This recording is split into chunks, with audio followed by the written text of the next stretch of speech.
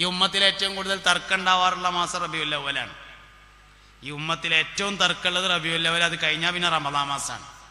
എന്താ റബീഉൽ അവ്വലിലെ തർക്കം? മുഹമ്മദ് നബി സാധാരണ മനുഷ്യൻ തന്നെയാകുന്നു, മൗലിദ് ഓതൽ ശിർക്ക് തന്നെയാകുന്നു. ഇതാണ് സംഗതി. ഈമാൻ പോകൽ മുഹമ്മദ് നബി ഇൻസൾട്ട് ചെയ്യപ്പെട്ടാലാണ് സല്ലല്ലാഹു അലൈഹി വസല്ലം. പുണ്യ നബി സല്ലല്ലാഹു അലൈഹി വസല്ലം ഒരു മനുഷ്യന്റെ ഖൽബിൽ മോശമായി തുടങ്ങിയാൽ ഈമാൻ പോകുന്നു എന്നതിൻ്റെ അടയാളമാണ്. അല്ലാഹു തആല ഞമ്മക്ക് ഒന്നും തന്നിട്ടില്ല, ആകെ മുഹമ്മദ് നബിനെ തന്നേ സല്ലല്ലാഹു അലൈഹി വസല്ലം. പറഞ്ഞേട്ടാ തോന്നും ഖുർആൻ അല്ലാഹു നമുക്ക് നൂലുമങ്ങനെ ഇറക്കിയതാണ്. നല്ലല്ലോ, അല്ലാഹു തആല നമുക്ക് ഖുർആൻ തന്നിട്ടില്ല. അല്ലാഹു നമുക്ക് ഖുർആൻ തന്നിട്ടില്ലെന്ന് ഖുർആൻ തന്നെ പറഞ്ഞിട്ടുണ്ട്. വെള്ളിയാഴ്ച ഓതുന്ന അൽ കഹ്ഫിലെ അൽഹംദുലില്ലാഹില്ലദീ അൻസല അലാ അബ്ദിഹിൽ കിതാബ. അബ്ദ് എന്ന് പറഞ്ഞാൽ ഒരാളാണ്, തോനാളുണ്ടെങ്കിൽ ഇബാദ് എന്നാണ് പറയേണ്ടത് എന്ന് ഉംറ വിസക്ക് പോയാൽ തന്നെ അറിയാം. വിസ വേണ്ട ഇതിന്. അബ്ദ് എന്ന് പറഞ്ഞാൽ ഒരാളാണ്, തോനാളുണ്ടെങ്കിൽ ഇബാദ് അറിയും. അൽഹംദുലില്ലാഹില്ലദീ അൻസല അലാ അബ്ദിഹി ഒരാൾക്കാണ് കൊടുത്തിട്ടുള്ളത്. ഖുൽ ഇൻ കുന്തും അലാ റൈബിൻ മിമ്മാ നസ്സൽനാ അലാ അബ്ദിനാ ഫഅ്തു ബിസൂറത്തിൻ മിൻ മിസ്ലിഹി. ഖുർആൻ ഒരാൾക്ക് കൊടുത്തതാണ്, മുഹമ്മദ് നബിക്ക് സല്ലല്ലാഹു അലൈഹി വസല്ലം. മുഹമ്മദ് നബിയാണ് നമ്മക്ക് തന്നിട്ടുള്ളത് സല്ലല്ലാഹു അലൈഹി വസല്ലം. നിസ്കാരം നമ്മക്ക് തന്നിട്ടില്ലല്ലോ. നിസ്കാരം തന്നിട്ടില്ല എന്ന് മാത്രമല്ല, നിസ്കാരം ഞമ്മക്ക് വേണ്ടി ചോദിച്ചു വാങ്ങിക്കൊടുന്നതാ മിറാജിന്. മിറാജിന്റെ അന്ന് മുത്തുനബി സല്ലല്ലാഹു അലൈഹി വസല്ലം ചോദിച്ചു വാങ്ങിക്കൊണ്ടുവന്നതാണ്. ഞമ്മക്ക് അല്ലാഹു തആല ഒന്നും തന്നിട്ടില്ല, നമ്മക്ക് ആകെ തന്നത് മുഹമ്മദ് നബിനെയാണ് സല്ലല്ലാഹു അലൈഹി വസല്ലം.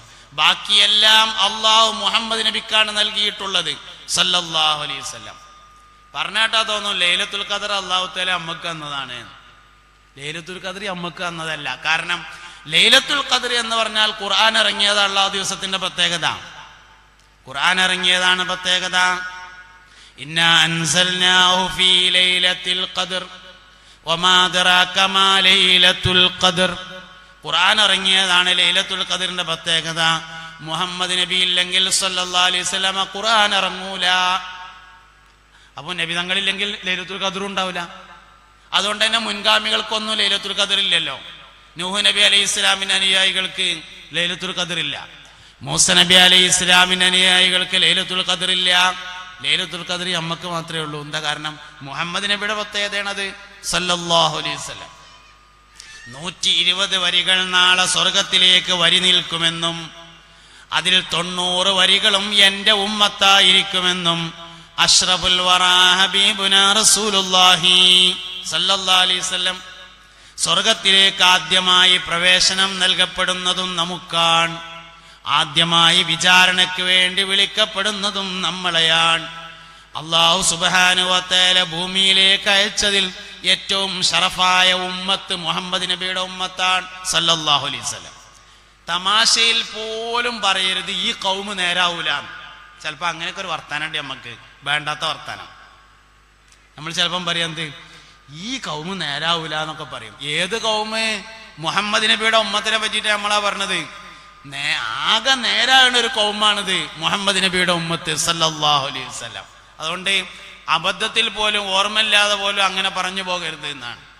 ഇത് വല്ല നേരാകണ ഉമ്മത്താണ്, പുണ്യനബിയുടെ ഉമ്മത്താണ്. 90 വരികളും നമ്മൾ തന്നെയാണ്. ബാക്കി 30 വരിയാണ് എല്ലാ ഉമ്മത്തും കൂടി ഉള്ളത്. അതുകൊണ്ട് പുണ്യനബി സല്ലല്ലാഹു അലൈഹി വസല്ലമയോടുള്ള താല്പര്യം ഈമാന്റെ അടിസ്ഥാനമാണ്. അതന്നെയാണ് സുന്നത്ത് ജമാഅത്തിന്റെ അടിസ്ഥാനം. അഷ്റഫുൽ വറാ ഹബീബുനാ റസൂലുള്ളാഹി സല്ലല്ലാഹു അലൈഹി വസല്ലമയോട് താല്പര്യം കുറഞ്ഞു വരുന്നുണ്ടോ, സുന്നി അല്ലാതാകുന്നുണ്ട് എന്നാണ് അതിന്റെ അർത്ഥം.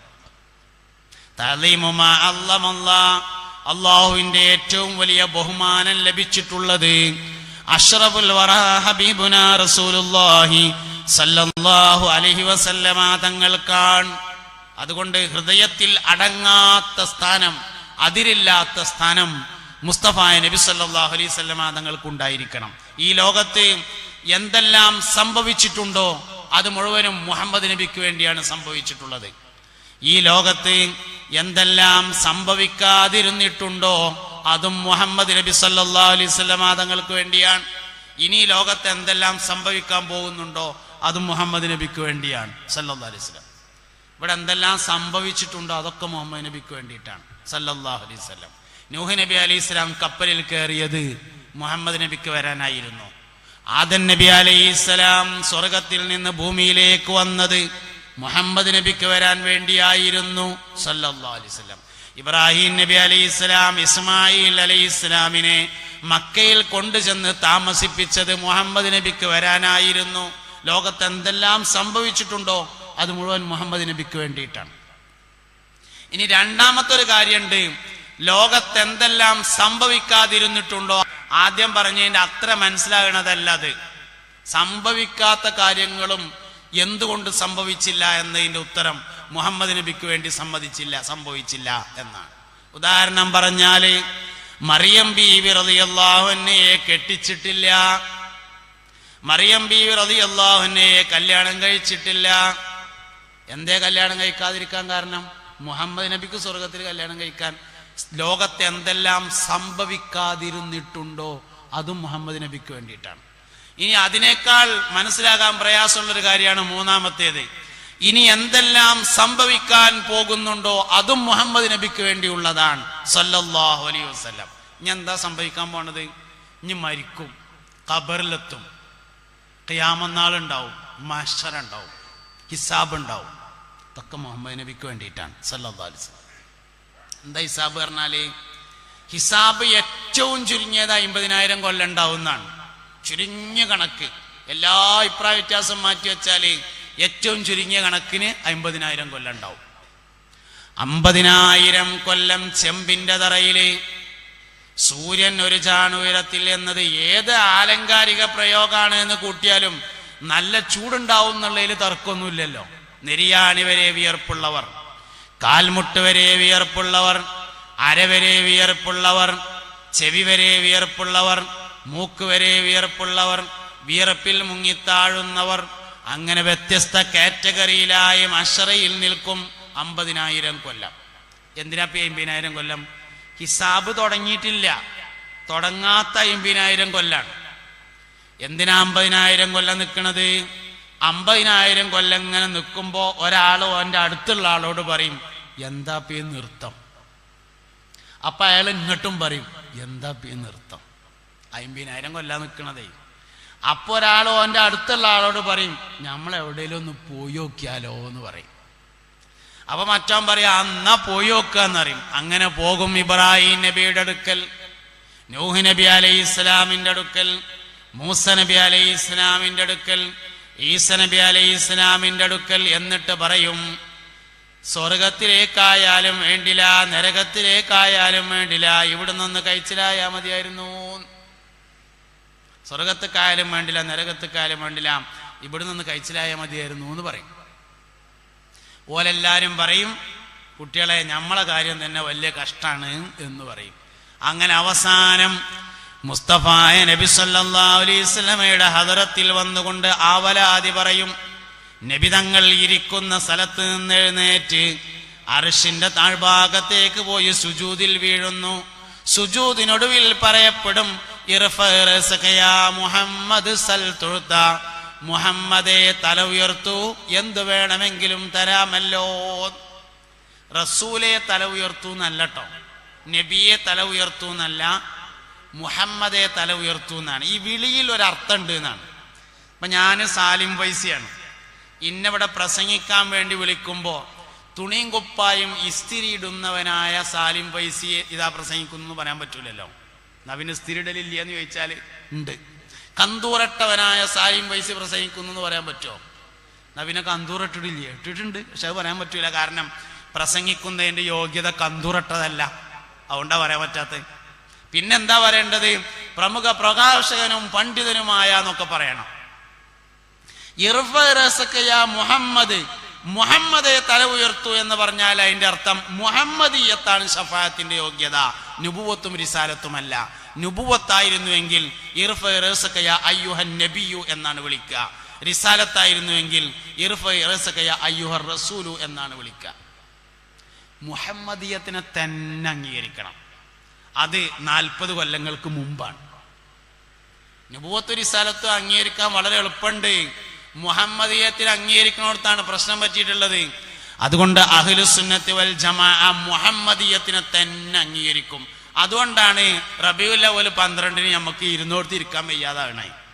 നമുക്ക് 12 ആയാൽ പിന്നെ പൂർവ്വ വിദ്യാർത്ഥികൾ വന്നിട്ട് ചോദിക്കും സദറുസ്താദിനോട്, പൂർവ്വ വിദ്യാർത്ഥികൾക്ക് പാടാൻ പറ്റുമോ എന്ന് ചോദിക്കും. അപ്പൊ സദറുസ്താദ് പറയും എന്നാ പാടിക്കോളി എന്ന് പറയും. അപ്പണ്ട് പാടും. അപ്പൊ കീശയിൽ കായുള്ള ആൾക്കാരുണ്ടാവും, ഗൾഫിൽ നിന്നൊക്കെ വന്നിട്ട് അവിടെ ഇങ്ങനെ നിൽക്കണം. ഓൽക്ക് തോന്നും ഇനിയിപ്പോ ഈ കായ് ഇവിടെ വെച്ചിട്ട് കാര്യമില്ലല്ലോ. അപ്പൊ കവറിലിട്ടിട്ട് കൊടുക്കാൻ തോന്നും, അപ്പോൾ ഒരാൾ കൊടുക്കും. ഇതൊക്കെ തന്നെയാണ് ഈ പറഞ്ഞ സാധനങ്ങൾ. മുസ്തഫ നബി സല്ലല്ലാഹു അലൈഹി വസല്ലമയോടുള്ള അടങ്ങാത്ത താല്പര്യത്തിന്റെ പേരാണ് അഹ്ലുസുന്നത്തി വൽ ജമാഅ എന്ന് പറയുന്നത്. അതാണ് നമ്മളെ ആശയം. ആ ആശയത്തിന്റെ സംരക്ഷണത്തിന് വേണ്ടിയാണ് സമസ്ത കേരള ജംഇയ്യത്തുൽ ഉലമ ഉണ്ടാകുന്നത്. സമസ്തയുടെ കീഴിൽ നമ്മൾ ഒരുപാട് സ്ഥാപനങ്ങൾ പടുത്തുയർത്തുന്നതും കൊണ്ടു നടക്കുന്നതുമെല്ലാം. മഹാനായ KT ഉസ്താദ്, അള്ളാഹു അവരുടെ ദറജ ഉയർത്തി കൊടുക്കട്ടെ, ഇവിടെ 12 കുട്ടികളെ കൊണ്ട് സ്ഥാപിച്ചു എന്ന് സ്വാഗത ഭാഷണം മുതൽ എല്ലാ പ്രഭാഷണങ്ങളിലും പറയണ്ടായി. ഈ മഹത്തായ സ്ഥാപനം ഇന്ന് വലിയൊരു സമുച്ചയമായി മാറി ഉസ്താദ് അവറുകൾക്ക് സ്ഥിരമായി ഫാത്തിഹ കിട്ടുന്ന ഒരു തരത്തിലേക്ക് മാറിയിട്ടുണ്ട്. ഈ ദുനിയാവിൽ നിന്ന് നമ്മൾ സമ്പാദിക്കാവുന്ന ചില പ്രത്യേക സംഭാവനകളുണ്ട്. ബഹുമാനപ്പെട്ട ഇമാം ബുഖാരി റളിയല്ലാഹു അൻഹുവിന് മക്കളുണ്ടോ ഇല്ലയോ എന്ന ഒരു ചർച്ച ഉണ്ട്. ബഹുമാനപ്പെട്ട ഗൗസുൽ ആദമിന് മക്കൾ ഉണ്ടായിട്ടുണ്ട്. അതേസമയത്ത് മുഹമ്മദ് ബിൻ ഇസ്മായിൽ അൽ ബുഖാരി റളിയല്ലാഹു അൻഹുവിന് മക്കളുണ്ടോ ഇല്ലയോ എന്ന ഒരു ചർച്ച ഉണ്ട്. ആ ചർച്ച നടക്കുന്നതിൻ്റെ ഒടുവിൽ ബഹുമാനപ്പെട്ട സയ്യിദ്ന ഇബ്നു ഹജറുൽ ഹൈതമി റളിയല്ലാഹു അൻഹു ഒരു കാര്യം പറയുന്നുണ്ട്. കുട്ടികൾ ഉണ്ടായില്ലെങ്കിൽ എന്താ, ഫാത്തിഹ ഓതാൻ ഇഷ്ടം പോലെ ആൾക്കാരെ മഹാനവർകൾ ഉണ്ടാക്കിയിട്ടുണ്ടല്ലോ. മരിച്ചു എന്നിട്ട് ഖബറ് കിടക്കുമ്പോൾ ഒരു ഫാത്തിഹ കിട്ടുക എന്ന് പറഞ്ഞത് ഒരു വലിയ കിട്ടൽ തന്നെ ഇക്കാരം. അതിന് കുറച്ച് ആൾക്കാരുണ്ടാവുക എന്ന് പറഞ്ഞാൽ അതൊരു വലിയ സംഭവം തന്നെ ആയിരിക്കും. അതുകൊണ്ട് നമുക്കൊക്കെ എത്തിപ്പിടിക്കാൻ കഴിയാത്ത ഒരു വലിയ ദറജ മഹാനായ ഉസ്താദ് അവർക്ക് എത്തിപ്പിടിക്കാൻ കഴിഞ്ഞു. നമ്മൾ ഉസ്താദിന് ഇടക്കിടക്ക് പറയുന്നു, അവിടത്തേക്ക് ഫാത്തിഹ ഓതുന്നു, യാസീൻ ഓതുന്നു, ദുആ ചെയ്യുന്നു. ഇവിടുത്തെ കുട്ടികൾ ദുആ ചെയ്തുകൊണ്ടിരിക്കുന്നു. അതൊക്കെ ഖബറിൽ കിടന്നുകൊണ്ട് ആസ്വദിക്കുകയും ചെയ്യുന്നു. അങ്ങനെയുള്ള ഒരു നല്ല നാളെ നമുക്കെല്ലാം ഉണ്ടായിത്തീരണം. അതിന് നമ്മളാൽ കഴിയുന്ന എല്ലാ പ്രവർത്തനങ്ങളും നമ്മുടെ ഭാഗത്തു നിന്നുണ്ടാവണം എന്നാണ് ഈ വൈകിയ വേളയിൽ പറയാനുള്ളത്.